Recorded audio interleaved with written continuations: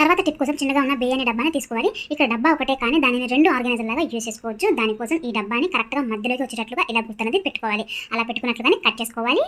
ఇలా 2 డబ్బాలుగా కట్ చేసుకున్న దాంట్లో నుంచి ఫస్ట్ ఒక దాన్ని అనేది తీసుకోవాలి. దానికి అడుగు భాగంలో చాకుని హీట్ చేసుకొని ఇలాగ హోల్స్ అనేది పెట్టుకోవాలి. చాకుతోనే కాకుండా కొంచెం సూదిలాగా ఉంటుంది కదా, దాంతోనైనా సరే హోల్స్ అనేది పెట్టుకోవాలి. ఇక్కడ చిన్న రిక్వెస్ట్ అనమాట. ఈ వీడియోలో మీకు ఏ టిప్ అయినా సరే నచ్చిందనుకోండి, చిన్న లైక్ అయితే చేయండి. మీరు చేసే చిన్న లైక్ నాకు పెద్ద హెల్ప్ అవుతుంది. ఇలా పూర్తిగా హోల్స్ అనేది పెట్టుకున్న తర్వాత ఇప్పుడు ఈ డబ్బా అంచుగా మాత్రమే ఉండేటట్లుగా హార్డ్ గ్లూని అప్లై చేసి దీనిని మనం సింక్ పక్కన కానీ లేదా ట్యాప్ పైన సరే ఎక్కడైనా సరే మనకి వీలుగా ఉండేటట్లుగా చూసుకొని ఇలా గోడకి అతికించుకోవాలి. ఇలా అతికించుకున్నాం అనుకోండి, ఇందులో మనం సామాన్లన్నీ కడిగిన స్క్రబ్బర్ తడిగా ఉంటుంది కదా, అంటే వాటర్ వదిలేస్తూ ఉంటుంది కదా, దానిని మనం ఇందులో పెట్టుకున్నాం అనుకోండి చక్కగా వాటర్ అనేది ఇలా కారిపోతుంది. ఎందుకంటే హోల్స్ ఉన్నాయి కాబట్టి ఇలా చేయడం వల్ల స్క్రబ్బర్ తడి లేకుండా త్వరగా ఆరిపోతుంది.